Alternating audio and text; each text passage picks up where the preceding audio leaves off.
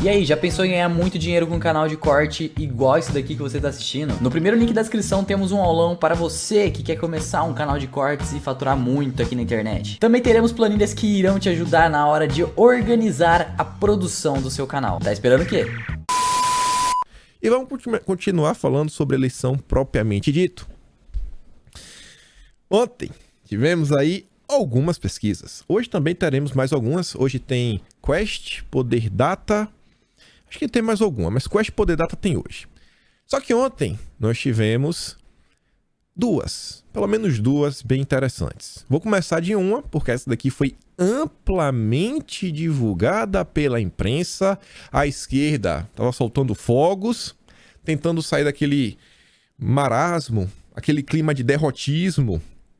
Porque em São Paulo, né, eles já tinham jogado a toalha. E o IPEC, aquele instituto que foi uma tremenda vergonha no primeiro turno, mas tanto faz, né? Enquanto ele coloca os candidatos da esquerda em primeiro, com ampla vantagem ou em boas posições, a grande imprensa continua elogiando, continua batendo palmas. E o IPEC ontem soltou uma pesquisa que diz respeito ao estado de São Paulo, onde existe um empate técnico entre o Tarcísio e o Haddad. Empate técnico entre o Tarcísio e o Haddad. A coisa é tão absurda, a própria Veja coloca no subtítulo, ó, levantamento foi divulgado nesta terça-feira pelo Instituto, que errou a sua pesquisa feita na véspera do primeiro turno. E vamos falar essa pesquisa, vamos trazer os números. O Sam Puncher fala, IPEC diz que em São Paulo há empate técnico entre Haddad e Tarcísio e entre Lula e Bolsonaro. Aí o Sam volta, ressaltando que quem diz isso é o IPEC, o instituto que errou. Não tem outra palavra. Os resultados de São Paulo no primeiro turno. Errou, não tem outra palavra, mas errou com vontade. E aí vamos dar uma olhada. Aqui são duas matérias, antes da gente falar do IPEC no primeiro turno, aqui são duas matérias bem recentes, uma matéria da CNN e uma postagem do Instagram do Instituto Veritar. Paraná Pesquisas em São Paulo, Tarcísio tem 57,5% dos votos válidos, Haddad 42,5%. A gente está falando aqui de uma diferença de 15 pontos. Dia 21/10. E essa pesquisa foi entre 16 e 20 de outubro. O Veritar fez uma pesquisa entre dia 17 e 20, então basicamente é a mesma data, uma 16 a 20, a outra 17 a 20. E a Veritar coloca, em termos de votos válidos, Tarcísio com 60,1 e o Haddad com 39,9. Então essa daqui coloca com 20,2. Uma com 15, outra com 20,2. Já do IPEC, empate técnico. Mas calma lá. Antes da gente falar sobre números, sobre IPEC, olhar qual foi a pesquisa do IPEC no primeiro turno, fazer um comparativo com o resultado nas urnas, eu quero lembrar algumas matérias que a própria imprensa esqueceu. Eu não sei quem foi que pagou o IPEC dessa vez. Na verdade, eu sei. Não sei quem foi, né? Não sei quem foi o grupo que pagou pela IPEC, mas eu acho que esse grupo devia ler a Globo, né? Talvez ler a si mesmo. O Lauro Jardim, no dia 17 de outubro, dizia: Tarcísio já tem 538 prefeitos e recebe o apoio de mais um partido. Dia 17. Dia 18, doações a Tarcísio somam 7,9 milhões no segundo turno. Haddad recebe 6 vezes menos. Aí passa um pouquinho. Dia 21. A discrepância entre as doações para Tarcísio e Haddad. O jogo mudou a partir do segundo turno. No primeiro turno, vocês sabem que o Tarcísio ficou na frente, já estava, né, com dificuldades de financiamento de campanha, etc., republicanos, partido pequeno, não deram muito fundo para o Tarcísio. E o segundo turno, tudo mudou. Tarcísio entra no segundo turno, com apoio incondicional do Rodrigo Garcia, 538 prefeitos, mais partidos apoiando, mais doações e tem empate técnico. A gente já, inclusive, sabendo que o eleitor do Rodrigo Garcia tinha uma tendência a voltar no Tarcísio. O opositor de Tarcísio, o Haddad, tem tido maior dificuldade para garantir recursos por meio de doações privadas. Dia 23, à frente em São Paulo, Tarcísio já discute nomes para o governo, enquanto Haddad busca a virada.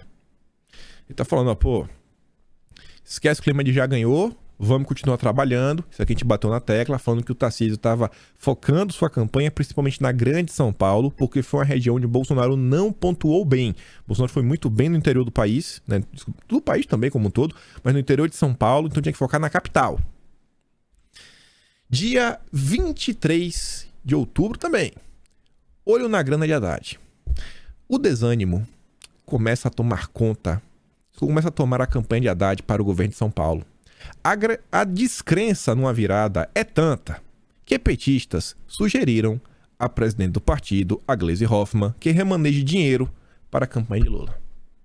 Todo mundo tem... Cara, estamos no fim, bicho. Estamos no fim. Mas segundo o IPEC, agora tem empate técnico. Empate técnico, mas beleza. E olha só isso daqui. Essa pesquisa foi publicada no Instagram do Veritá no dia 1º de outubro. 1º de outubro. O Instituto Veritá, que coloca aí 20,2 a diferença entre o Tarcísio e o Haddad, em 1º de outubro, na véspera do primeiro turno, colocava o Tarcísio com 44,2 e o Fernando Haddad com 33,1. Foi um resultado relativamente bem próximo. Você pode ver aqui, ao resultado final das urnas, o Tarcísio realmente em primeiro, em vez de 42,2, 44,2 pegou 42,3.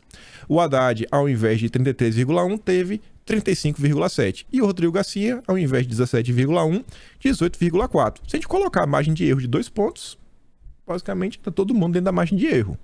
Então a pesquisa da Veritá acertou no primeiro turno. E aí, olha só. Vamos relembrar a pesquisa IPEC do primeiro turno. A mesma IPEC que coloca o Haddad e o Tarcísio em um empate técnico. 1º de outubro de 2022, G1. IPEC em São Paulo. Votos válidos. Haddad tem 41%, Tarcísio 31%, Rodrigo Garcia 22%. Aí eu fiz um comparativo. Botei aqui números na tabela, porque é muito mais fácil. Essa pesquisa aqui do Veritá. Aí você pode ver, ó. A pesquisa do Veritá errou Tarcísio, colocou 1,8 a mais. Errou Haddad por 2,6 pontos e o Garcia por 1,3. Já a IPEC, que coloca agora ambos empatados, no primeiro turno, errou o Tarcísio por 11 pontos, 11,3 a menos. Acho que tiveram um problema para captar o voto bolsonarista. Então, se essa pesquisa atual, a diferença entre o empate técnico é 3 pontos de diferença. Então, 3 pontos. Empate técnico mostra ter 3 na frente. Então, a gente pega 3, coloca 11 em cima. Então, a gente tem 3 com 11, 16. E o Haddad, na pesquisa do IPEC, erraram 5 pontos para mais. Superestimaram o Haddad, 5 pontos para mais. Ou seja, então a gente vê aqui, né? A gente tá 3 diferentes. Então a gente tem que botar mais 11 pro Tarcísio.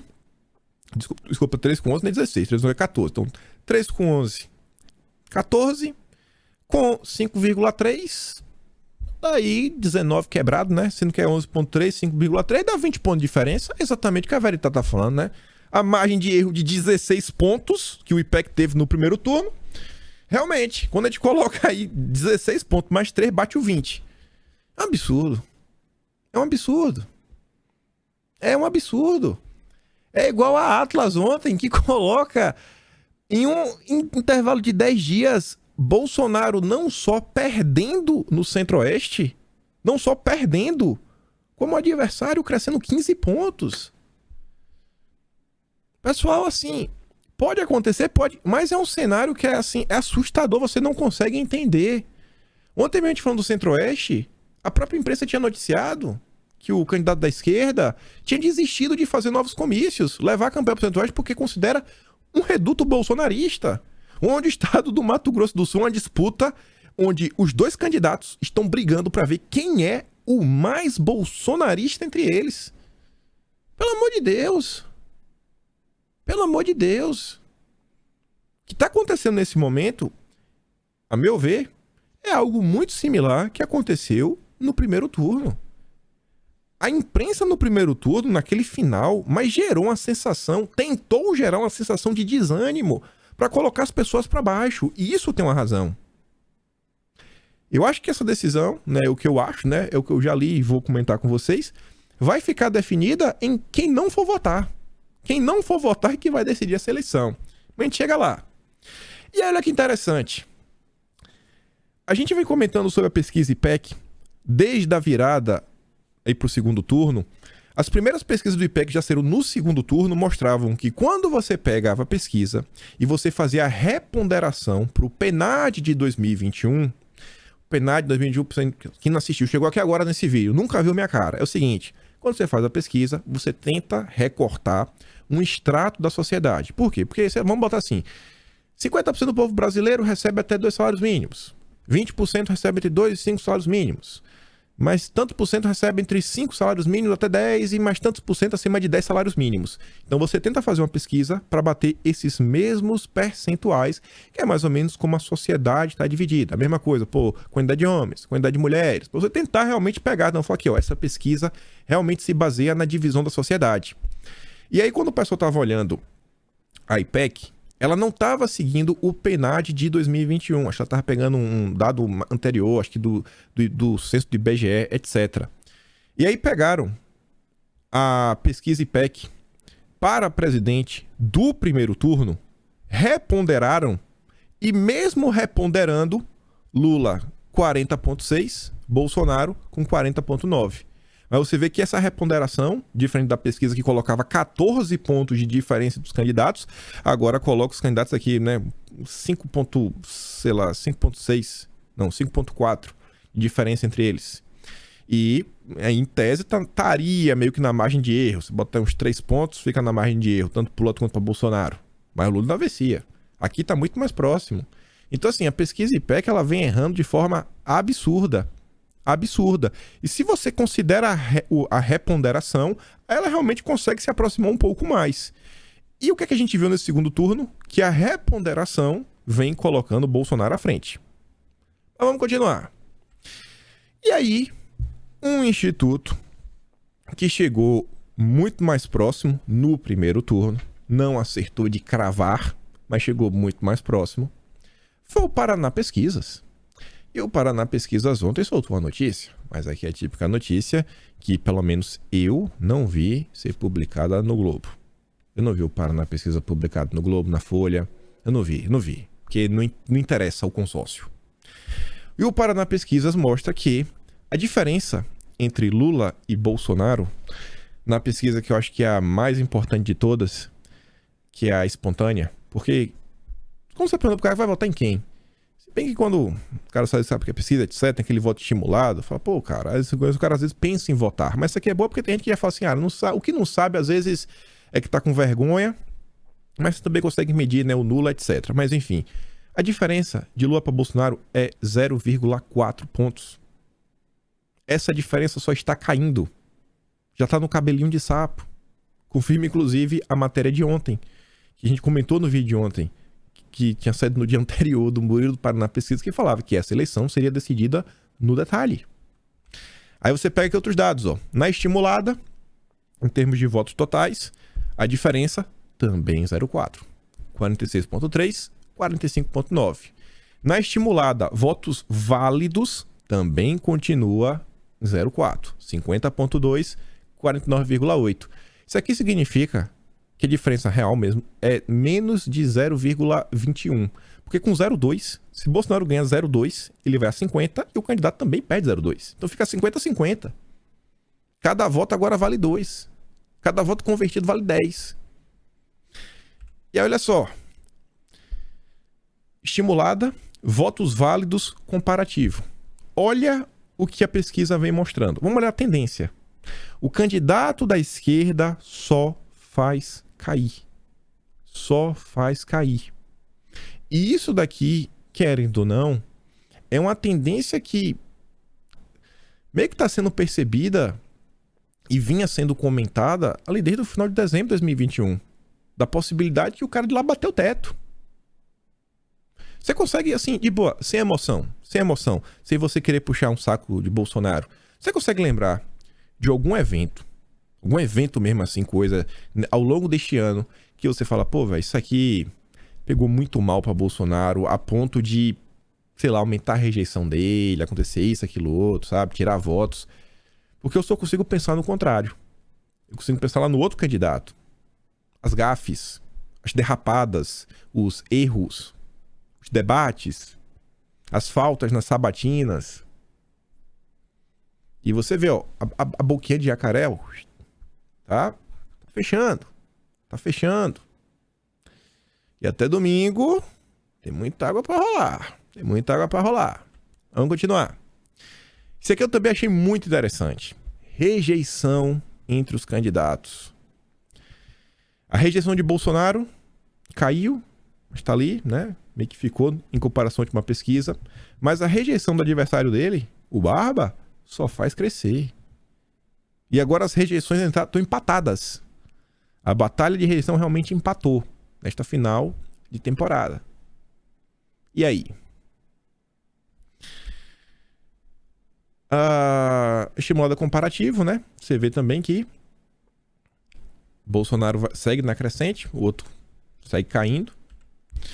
E o UOL soltou essa nota aqui ontem. É um agregador, né? Você coloca aí, ó, o agregador de pesquisas do UOL é uma ferramenta criada pelo estatístico Neali Eldash, do site Pulling Data, que reúne pesquisas de opinião feitas por 20 empresas diferentes. Bolsonaro com 46, o adversário com 47. A eleição vai ser um detalhe, no cabelinho de sapo. E sobre isso, ontem um texto foi publicado no Antagonista, interessante, um texto é do Leonardo Barreto, um cientista político, segundo a turma Antagonista. Que é o seguinte, em 15 estados, Bolsonaro cresceu 10 vezes mais que Lula e já pode estar liderando corrida presidencial. Em artigo exclusivo para o Antagonista, o cientista político Leonardo Barreto, diretor da Vector Research, defende o uso dos recortes estaduais das pesquisas presidenciais para se aproximar da real intenção de voto do eleitor. Ao calcular a média ponderada desses índices no segundo turno, Barreto diz que Lula e Jair Bolsonaro estão mais próximos do que o registrado nas pesquisas nacionais, com possibilidade do atual presidente já estar na frente. Segundo ele, o diagnóstico sugere que a abstenção terá papel fundamental no resultado do dia 30. As empresas nacionais de pesquisa convergiram recentemente para um cenário de empate técnico com uma ligeira vantagem de Lula sobre Bolsonaro, 52-48. É sabido, no entanto, que houve muita dificuldade de captar o voto bolsonarista no primeiro turno. E o mesmo fenômeno pode se repetir no próximo domingo. Levantamento feito pela Vector Research, empresa de risco político localizada em Brasília, listou as últimas pesquisas estaduais com pergunta para presidente em 15 estados. Veja a tabela. Eu vou mostrar a tabela. Os dados sugerem que Lula e Bolsonaro estão mais próximos do que o registrado nas pesquisas nacionais, com a possibilidade de Bolsonaro realmente já estar na frente. E olha só, na média ponderada, considerando o peso de cada estado sobre o total de votos, Bolsonaro cresceu 10 vezes mais do que Lula, 7,8 contra 0,78, dando força à hipótese de que o estoque de votos petista chegou perto o limite do primeiro turno. O critério para a escolha do estudo é sempre o último relatório divulgado, sem discriminação de autor. A questão, no entanto, é: o crescimento é suficiente para uma virada? O crescimento que Bolsonaro teve já é suficiente para virar? Os resultados dos estados com pesquisa disponível foram agregados aos dos estados sem pesquisa. Nesse caso, repetimos a votação do primeiro turno na simulação. Então, só, ele pegou 15 estados que tiveram pesquisas e tiveram 10 estados que não tiveram pesquisa. Aí, né, o cientista político, o Leonardo, ele fez o quê? Ele pegou o resultado do primeiro turno desses estados e replicou. A gente não sabe se Bolsonaro cresceu. Eu acho que teve uma tendência de crescimento de Bolsonaro ao redor do país. Beleza, ele deve ter, quem sabe, perdido num lugar ou outro, né? O outro candidato ter avançado. Mas ele fala, né? Pegando esse cenário, 10 estados você repete o primeiro turno, 15 estados você pega essas pesquisas atuais, o placar passa a ser 49,005 contra 49. Diferença de 0,05%. 0,05%. É muito pouco voto. Muito pouco voto. Empate absoluto. Não é mais técnico, é empate absoluto agora. Não tem empate técnico, absoluto. Essa situação reforça o diagnóstico de que a abstenção terá um papel central no resultado, algo que nunca foi considerado como variável importante em todas as eleições anteriores realizadas desde 1989. Ou seja, o eleitorado que quiser mais, o mais mobilizado, com maior comparecimento, é o que deve ganhar a eleição.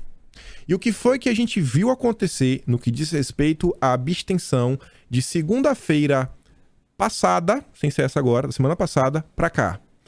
Segunda-feira retrasada, já começa com o Partido dos Trabalhadores indo lá falar com o Judiciário da importância do transporte gratuito para as pessoas poderem votar, né, ter passe livre, etc.